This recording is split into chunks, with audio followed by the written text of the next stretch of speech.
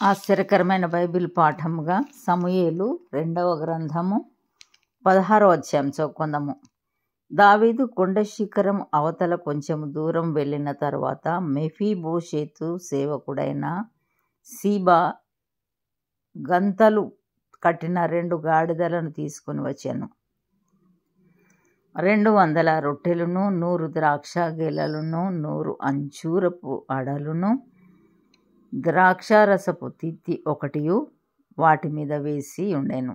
రాజు, ఇవి ఎందుకు తెచ్చితివని సీబాను అడగగా, సీబా, గాడిదలు రాజు ఇంటివారు ఎక్కుటకును, రొట్టెలు అంజూరపు అడలును పనివారు తినుటకును, రొట్టెలు అంజూరపు అడలు పనివారు తినుటకును, ద్రాక్షారసము అరణ్యమందు అలసట నొందిన వారు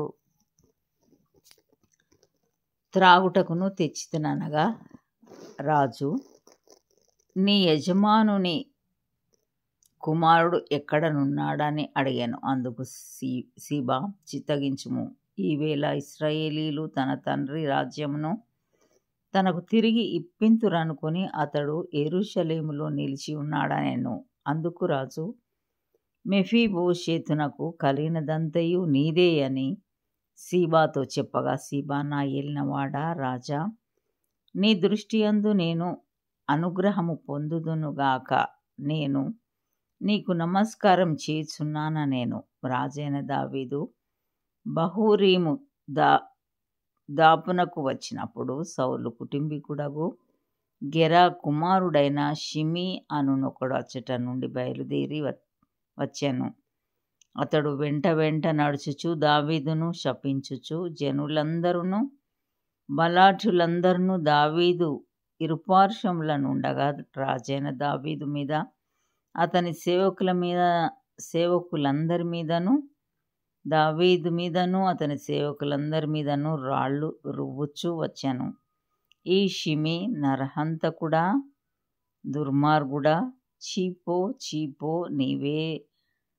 నీవేల వలెనని నీవు వెళ్ళగొట్టిన సౌలు ఇంటివారి హత్యను యెహోవా నీ మీదికి రప్పించి, యెహోవా నీ కుమారుడైన అబ్షాలోము చేతికి రాజ్యంను అప్పగించి ఉన్నాడు.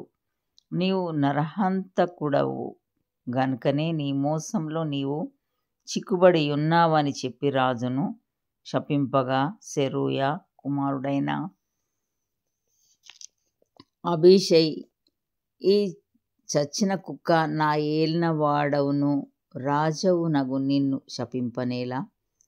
నీ చిత్తమైతే నేను వానిని చేరబోయి వాని తల ఛేదించి వచ్చేదనెను. అందుకు రాజు, సెరూయా కుమారులారా, మీకును నాకును ఏమి పొందు?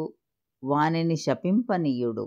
దావీదును శపింపుమని యెహోవా వానికి సెలవీయగా, నీవు ఈలాగుననెందుకు చేయుచున్నావని ఆక్షేపణ చేయగలవాడెవడని చెప్పి అబీషైతోను తన సేవకులందరితోనూ పలికినదేమనగా, నా కడుపున పుట్టిన నా కుమారుడే నా ప్రాణం తీయ చూచుచుండగా ఈ బెన్యామీనీయుడు ఈ ప్రకారం చేయుట ఏమి ఆశ్చర్యము?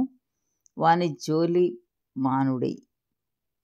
యెహోవా వానికి సెలవిచ్చి ఉన్నాడు గనుక వానిని శపింపనీయుడి. యెహోవా నా శ్రమను లక్ష్యపెట్టునేమో, వాడు పలికిన శాపమునకు బదులుగా యెహోవా నాకు మేలు చేయునేమో. అంతటా దావీదును అతని వారును మార్గంన వెళ్ళిపోయిరి. వారు వెళ్ళిపోవుచుండగా షిమీ అతనికి ఎదురుగా కొండ ప్రక్కను పోవచ్చు అతని మీదికి రాళ్ళు విసురుచు ధూళి ఎగరగొట్టుచునుండెను. రాజును అతనితో కూడనున్న జనులందరూ బడలిన వారై యొకానొక చోటికి వచ్చి అలసట తీర్చుకొనిరి. అబ్షాలోమును ఇశ్రాయేలు వారందరూ అహీతోపెలు యెరూషలేమునకు వచ్చి ఉండిరి. దావీదుతో స్నేహముగా నున్న అర్కీయుడైన హూషైయును నతడు అబ్షాలోమునొద్దకు వచ్చి అతని దర్శించి, రాజు చిరంజీవి యగునుగాక అని పలుకగా, అబ్షాలోము, నీ స్నేహితునికి నీవు చేయు ఉపకారం ఇంతేనా? నీ స్నేహితునితో కూడా నీవు వెళ్ళకపోతివేమని అతన్నడగగా, హూషై, యెహోవాయును ఈ జనులను ఇశ్రాయేలీయులందరును ఎవని కోరుకొందురో నేను అతని వాడనగుదును, అతని వద్దనే యుందును, మరియు నేనెవనికి సేవ చేయవలెను? అతని కుమారుని సన్నిధిని నేను సేవ చేయవలెను గదా. నీ తండ్రి సన్నిధిని సేవ చేసినట్లు నీ సన్నిధిని నేను సేవ చేయుదునని అబ్షాలోమునొద్ద మనవి చేశాను. అబ్షాలోము అహీతోపెలుతో,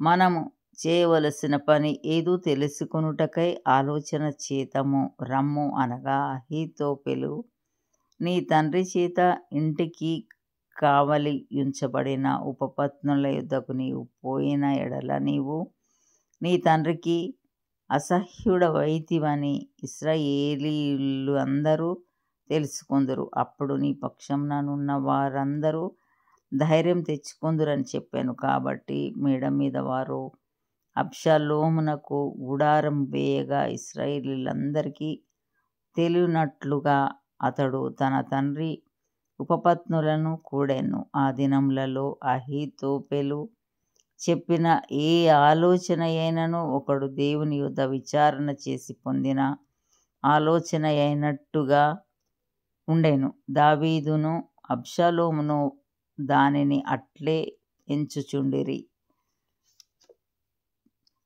ఇంతటితో ఈ దినం కొరకైన బైబిల్ పాఠము సరే.